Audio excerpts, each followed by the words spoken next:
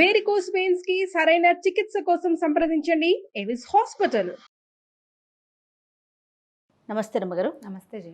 రమ్మగారు, జపం చేసుకునేటప్పుడు మనము రకరకాల మాలల్ని వాడుతూ ఉంటాం కదా. ఎలాంటి మాలలు వాడితే ఎలాంటి ఫలితాలు ఉంటాయండి? చాలా ఉంటాయి.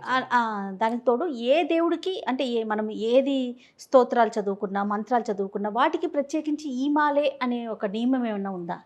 ఇప్పుడు జపము అంటే స్తోత్రం చదువుకోవటం వేరు, జపం చేయటం వేరు. అవును, దానికి దీనికి తేడా ఉంది. స్తోత్రం చదువుకోవటం సాధారణంగా ఏదో పుస్తకం మామూలుగా చదివేసి బుక్ పెట్టుకొని చదువుకోవటం. జపం చేయటము అంటే మంత్రాన్ని జపిస్తారు. అవును, స్తోత్ర జపం అనం కదా, స్తోత్ర పఠనం, మంత్ర జపం. మంత్రాన్ని మనం ఇన్ని సార్లు అని జపిస్తుంది. ఈ మంత్ర జపం ఎలా కుదురుతుంది? మనకి ఒక గురూపదేశం ఉంటే, గురువు ఉపదేశిస్తే ఉపదేశించిన మంత్రాన్ని మనం జపం చేసుకుంటాం.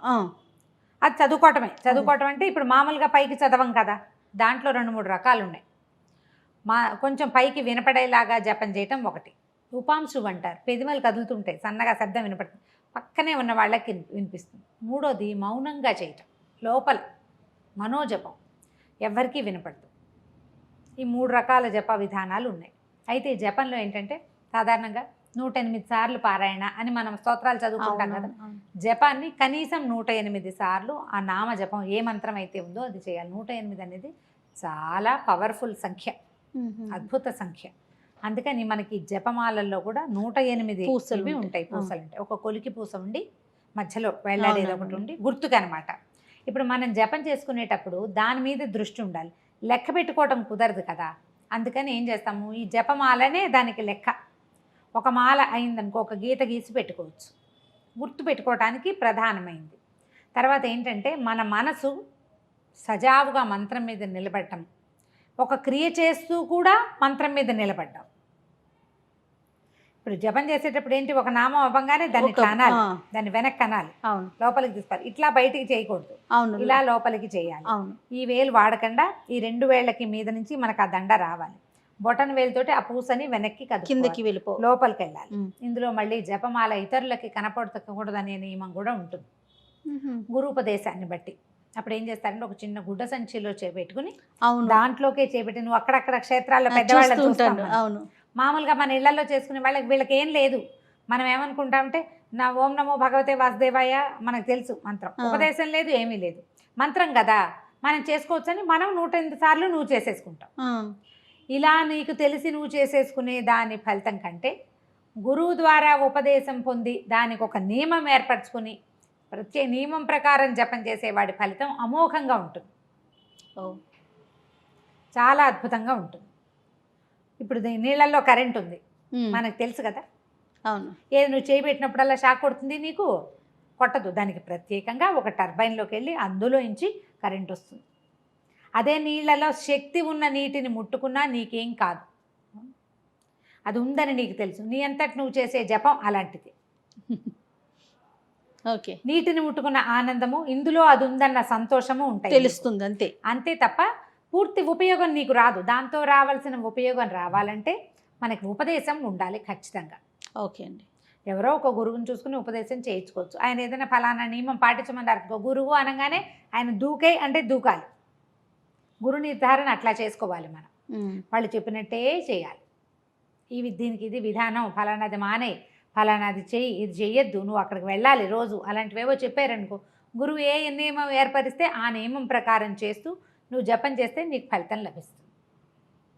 అయితే ఏ మాలలు వాడాలి, ఏ మాలలతో ఏ ఫలితము అంటే సాధారణంగా అందరి ఇళ్లలోనూ కనపడేవే మనకి. రుద్రాక్షలు, తులసి పూసలు, శంఖాలు, తర్వాత ఏమో స్ఫటికమాలలు, స్ఫటికాలు, ఆ తర్వాత ముత్యాలు, పగడాలు, తామర పూసలు. తామర పూసలు కూడా గుండు గుండుగా ఉంటాయి, వీటితోటి కూడా చెప్తారు. తామర పూసలతో చేస్తే ఒక ఫలితం, శంఖాలతో చేస్తే ఒక ఫలితం, అట్లా వేరు ఫలితాలు చెప్పబడ్డాయి. పగడాలతో చేస్తే మనకు మంచి ధనధాన్యాలు లభిస్తాయని, ముత్యాలతో సర్వతోముఖాభివృద్ధి లభిస్తుందని, ఒక్కొక్క దాంతో ఒకటి. మనకి గురువు ఉపదేశం ఉండి మన గురువు ఏ మాలతో చేసుకోమంటే ఆయన ప్రసాదించిన మాలతో చేసుకున్నా కూడా మనకు ఫలితం లభిస్తుంది. ఇలా చేయొచ్చు. అయితే ఈ మాలలో సర్వోత్కృష్టమైనవి 2, ఒకటి తులసి మాల, రెండోది రుద్రాక్ష. ఈ రెండిటితో చేసే ఫలితం మహాద్భుతమైన ఫలితాన్ని ఇస్తాయి.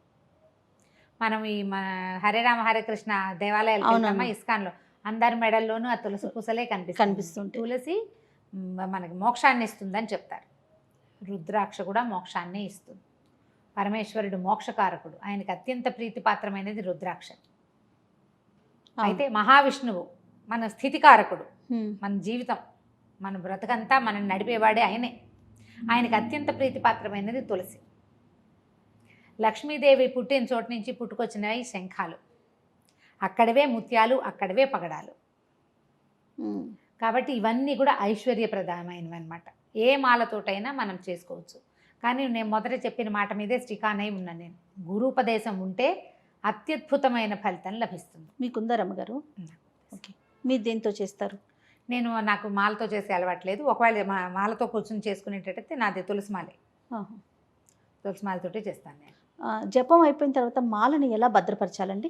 రకరకాల పద్ధతులు దానికి కూడా. మాలని ప్రతిరోజు క్లీన్ చేసుకోవాలి. పంచగవ్యాలతో శుభ్రం చేయాలని చెప్తారు. పంచగవ్యాలు అవి మనకి లభించవు కదా. ప్రతిరోజు మాలని కడిగి శుభ్రంగా బట్టపెట్టి తుడిచేసుకుని చేసుకోవాలి జపం. తర్వాత మళ్ళీ మాలని ఒకసారి కడిగి భద్రపరచుకోవాలి. దేవుని మందిరంలోనే పక్కనే దగ్గరే పెట్టుకోవాలి. ఒక చిన్న గుడ్డ సంచిలో పెట్టుకుంటే బాగుంటుంది, దుమ్ము పట్టిపోకుండా. నేల మీద పెట్టకూడదు మాలల్ని. తర్వాత ఏమో జపం చేసే మాలని ధరించకూడదు అనేది ఒక నియమం. ధరించే మాల వేరు, జపమాల వేరు. జపమాల దానికోసమే. ఎక్కడికైనా వెళ్ళేటప్పుడు కూడా జపమాల పట్టుకెళ్తాం మనతో ప్రయాణంలో. రోజువారీ నాకు జపమాల అలవాట్లేదు. ప్రత్యేక దినాల్లోనే చేసుకుంటాను. శనివారాలు, ఏకాదశులు అట్లా చేసుకుంటాం. రోజు జపమాల అలవాటు ఉన్న వాళ్ళ విధానం వేరు. మగవాళ్ళు చేస్తారు ఎక్కువగా అట్లా. నిత్యము జపం చేసుకునే అలవాటు ఉన్నవాళ్ళు లోపలికి నోట్లోనే మనసులో లెక్క పెట్టుకుంటూ అలా ఉంటే, ఇప్పుడు మనకి మాల ఉందనుకో, దాన్ని తిప్పుతాం కాబట్టి కరెక్ట్గా ఒక మాల తిరిగింది మనకు తెలుస్తుంది. అవును, సమయాన్ని బట్టి మనం సహస్రం చేయదలుచుకుంటే సహస్రం, అది లెక్క అటు ఇటు కాకుండా తెలుస్తుంది, సరిగ్గా అవుతుంది అనమాట. దాని లెక్క ప్రకారం చేసుకోవాలి. ఇది విధానాలు ఏంటంటే ఇళ్లల్లో ఉండేవి, గురూపదేశం వల్ల, లేదా ఎక్కడైనా మనం చదువుకుంటున్నప్పుడు పాఠశాలల్లో అట్లా అలవాటైతే అది. ఇప్పుడు మీ దగ్గర లేదనుకోండి మీ ఇంట్లో, అది చేసేద్దాం అనుకోవద్దు. చేయకపోతే ఏమిటో మనకు రావాల్సిందేదో రాదేమోనని భయపడద్దు. మన ఇంట్లో ఉండి మన గురువు యొక్క ఉపదేశం ఉంటే ఖచ్చితంగా చేసుకోవచ్చు. ఒకవేళ మీకు చేసుకోవాలని ఉంది, ఉత్సాహంగా ఉంది, మీకు మనసు ఉంది, మీరు ఏదో ఒక నియమం పెట్టుకుని ఆ నియమం ప్రకారం జీవితాన్ని తీసుకెళ్లాలని భావిస్తున్నారు, ఫ్యాన్సీకి చెయ్యొద్దు. నేను మన జపం చేసుకుంటాను అని చెప్పడం ఫ్యాన్సీ కాదు. భగవంతుడు యజ్ఞాలన్నిట్లలో జపయజ్ఞం గొప్పదని చెప్తారు. మన భగవద్గీతలో కృష్ణుడు చెప్తాడు, యజ్ఞాలలో జపయజ్ఞాని నేను అని. జపంలో భగవంతుడు ఉంటాడు. ఆ జపం ఏంటంటే జన్మరాహిత్యాన్ని ఇస్తుంది. మొదటి జా అక్షరం జన్మరాహిత్యాన్ని ఇస్తుంది, పా అనేది పాపాలని పోగొడుతుంది. ఆ రెండు అక్షరాలు కలిపిందే అందుకు అంత ఫలితాన్ని ఇస్తుంది. ఇప్పుడు అంత ఫలితాన్ని ఇచ్చేది ఫ్యాన్సీగా చేస్తే ఇట్లా శ్రద్ధగా చేయాలి కదా. అవును, మీకు ఆసక్తి ఉంటే ఎవరైనా ఒక గురువుని చూసుకుని ఉపదేశం పొందండి, అది మంచి ఫలితాన్ని ఇస్తుంది. అప్పుడు ఉపదేశాన్ని బట్టి ఆయన అయ్యా ఫలానా మాలతో చేసుకోండి అని చెప్పారనుకో, అట్లా చేసుకోండి. మనకి ఇప్పుడు గణపతి సత్యానంద స్వామీజీ దగ్గరికి వెళ్ళే వాళ్ళకి అట్లా వాళ్ళందరికీ కూడా అలవాటు ఉంటాయి. గురూజీ ఇస్తారు, అప్పాజీ మంత్రదీక్ష ఇచ్చిన వాళ్ళకి ఇలా చేసుకోవాలని అక్కడ పద్ధతి ప్రకారం ఆ పద్ధతిలో వెళ్తారు. ఇంకో రకం పద్ధతుల అలవాటు ఉన్న వాళ్ళు ఇలా వెళ్తారు. నామపారాయణే చెప్పే గురూజీలు కొంతమంది ఉన్నారు. నిత్యము నామమే, పైకే జపం లేదు వీళ్ళకి. నిత్యం నామపారాయణ చేయటం ఇన్నిసార్లు అని చేస్తారు, లేదా ఇంతసేపు అని చేస్తారు. ఒక యామం అంతా 3 గంటల పాటు నామపారాయణే. తర్వాత ఏమో ఏమంటారు ఏకాహం, మొత్తం రోజంతా 24 గంటల పాటు నామపారాయణ.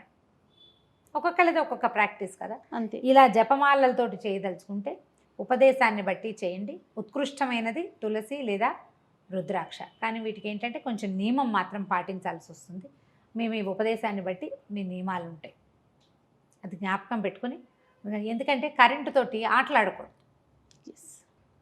అలాగే ఇట్లా దైవ సంబంధమైనవి, ధార్మిక సంబంధమైన వ్యవహారాల్లో మన దైనందిక జీవితంలో ఉండే తార్కికమైన దృష్టిని ఇందులోకి చూపించకూడదు.